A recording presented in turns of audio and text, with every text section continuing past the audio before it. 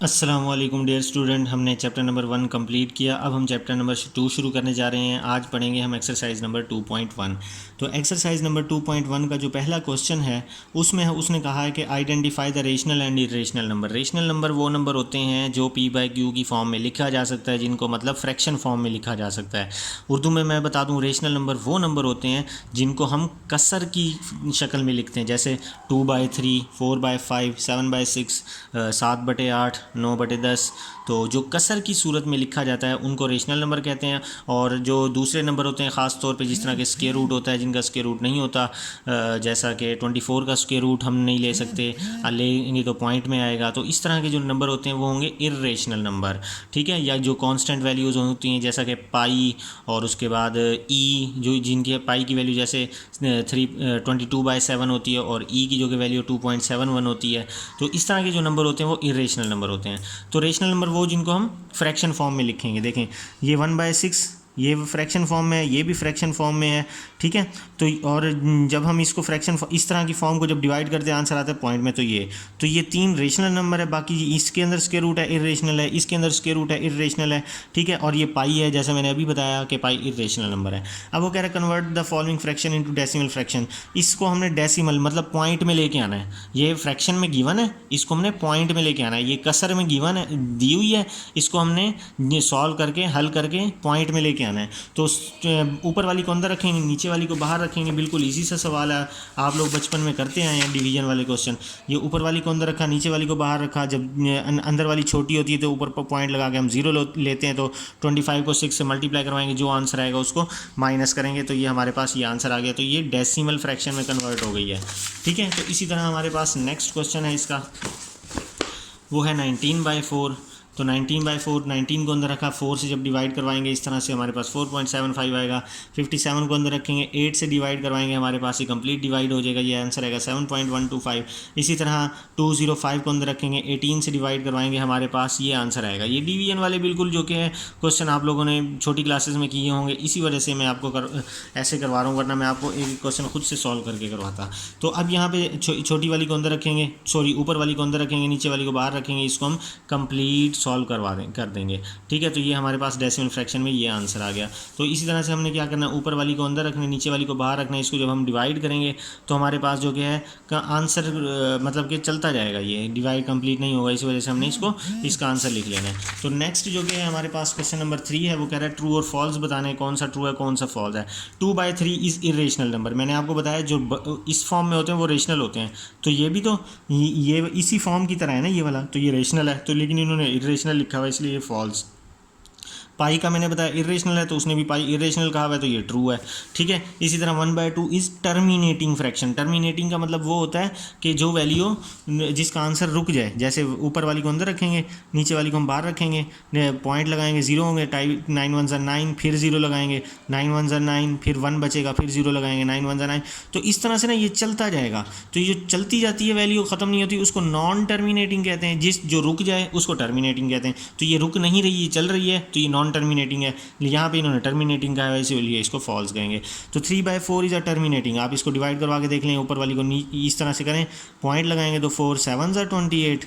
जब पॉइंट लगाएंगे 0 लगाएगा, 4 7 28, 2 फिर 0 लगाएंगे, 4 5 20। तो ये आंसर रुक गया, तो ये हमारे पास टर्मिनेटिंग आ गई। 4/5 इज़ अ रिकरिंग। 4/5 कर लेंगे, ये 4/5, 4 को अंदर रखेंगे हम, 5 को बाहर लगाएंगे, पॉइंट को 0, 4 5 8 40। तो ये ख़त्म हो गया, तो ये टर्मिनेटिंग है। रिकरिंग को कहते हैं नॉन टर्मिनेटिंग। रिकरिंग को क्या कहते हैं, नॉन टर्मिनेटिंग।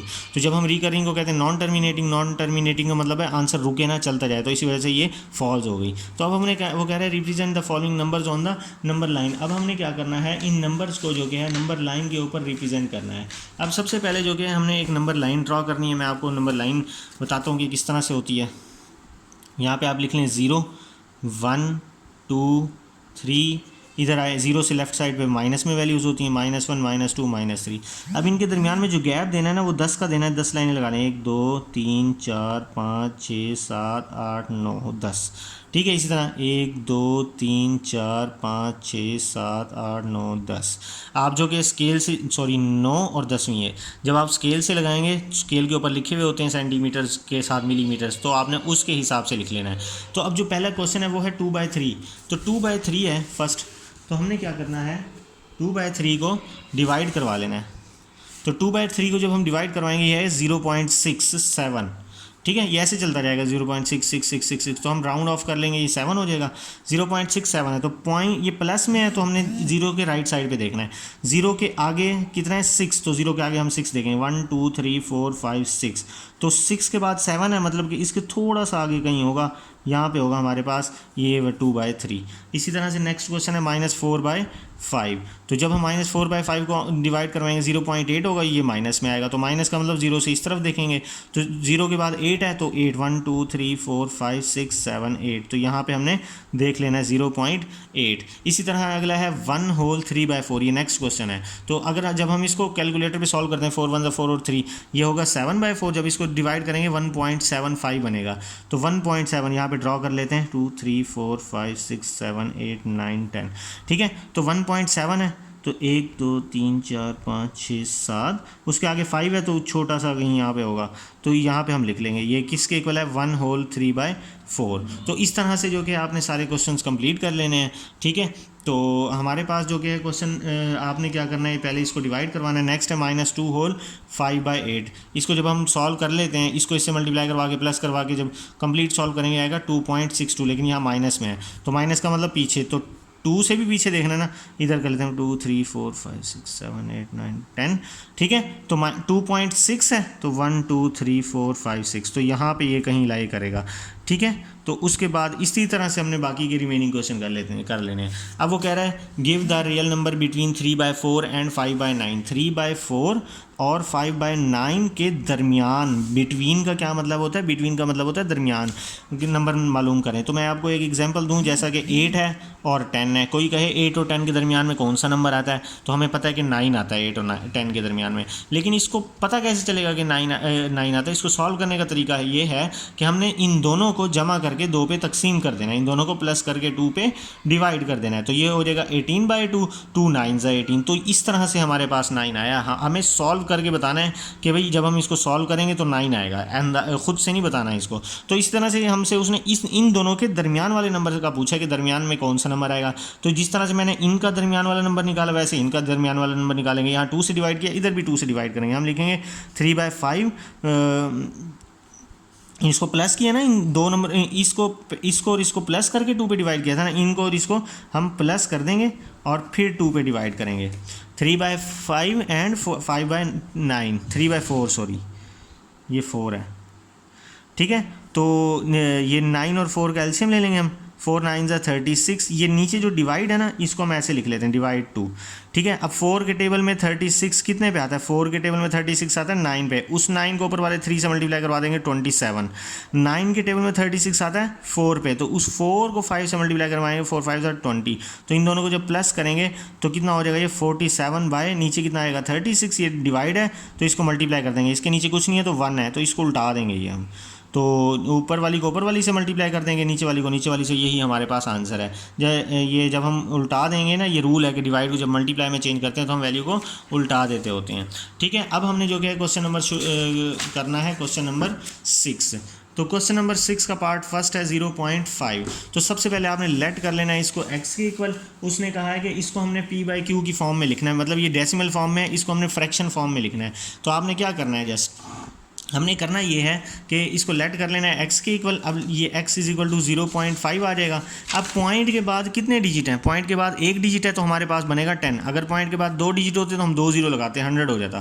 तो हमने मल्टीप्लाई करना है, पॉइंट के बाद चूँकि एक डिजिट है तो हमने मल्टीप्लाई करना है 10 से बोथ साइड पे। इधर भी 10x हो जाएगा, इधर भी 10 मल्टीप्लाई बाय 0.5 हो जाएगा। तो जब हम इसको इससे करेंगे तो ये आएगा 5.5। ये वैसे ना इसके ऊपर बार है, वैसे ये रिपीटिंग है, क्योंकि उसने क्वेश्चन में कहा है कि ये रिकरिंग है। रिकरिंग का मतलब रिपीट होना, तो मतलब ये रिपीट हो रहे हैं, ये 555 चलता जा रहा है, ये यहाँ पे भी 555 चलता जा रहेगा 10x। तो अब आपने क्या करना है, ये पॉइंट है ना, पॉइंट से पहले वाली वैल्यू अलहदा कर लेनी है, पॉइंट के बाद वाली वैल्यू अलहदा कर लेनी है, प्लस लिखना है, ठीक है। तो ये बन गया 10x। तो पॉइंट से पहले 0 लिखो ना लिखो कोई फ़र्क नहीं पड़ता, बेशक आप लिख लो, ठीक है। तो ये बन गया 10x = 5 प्लस ये 0.555, ठीक है। ये 0 पॉइंट, ये भी आगे इसके भी 5 हैं लेकिन लिखे नहीं है इन्होंने, ये x के इक्वल है तो इस पूरे की जगह आ जाएगा x, ये प्लस x है, इधर आगे माइनस x हो जाएगा = 5 10 - 1 9 इज इक्वल टू 5, तो 9 मल्टीप्लाई हो रहा है, इधर आके डिवाइड हो जाएगा। ये हमने देखें इसको फ्रैक्शन फॉर्म में लिख लिया। अब है हमारे पास जो है लास्ट क्वेश्चन है, थर्ड पार्ट जो है वो 0.67। तो इसका मतलब क्या है 676, क्योंकि रिपीट हो रही है ना वैल्यू, क्वेश्चन में उसने कहा है, तो इसका मतलब ये है 0.6767 चलता जा रहा है। तो हमारे पास जो क्वेश्चन में था वो यहाँ तक गिवन है। पॉइंट के बाद कितने डिजिट हैं, 2, तो ये बनेगा 100। तो हमने क्या करना है, सबसे पहले इसको लेट कर लेना है x के इक्वल 0.6767, इसको फिर हमने लिखना है मल्टीप्लाई बाय 100 बोथ साइड्स। तो 10 को इधर भी मल्टीप्लाई 100 है ना, तो इधर भी 100 से मल्टीप्लाई कर देना है, इधर भी 100 से मल्टीप्लाई कर देना है, 0.6767 सो ऑन। तो जब हम इसको 100 से मल्टीप्लाई करवाएंगे, कैलकुलेटर पे करवाइएगा, 67.6767 आएगा। ठीक है, तो आपने क्या करना है, पॉइंट से पहले वाली वैल्यू को लैदा कर लेना है, बाद वाली वैल्यू को लैदा करके दरमियान में प्लस डाल देना है इस तरह से। तो पॉइंट से पहले बेशक 0 लिखें ना लिखें कोई फ़र्क नहीं पड़ता। तो 67 प्लस ये देखें 0.67, तो ये 0.67, ये 0.67, ये x के इक्वल है, तो ये पूरी वैल्यू x के इक्वल आ जाएगी 100x। तो प्लस x इधर आके जो कि है माइनस हो जाएगा।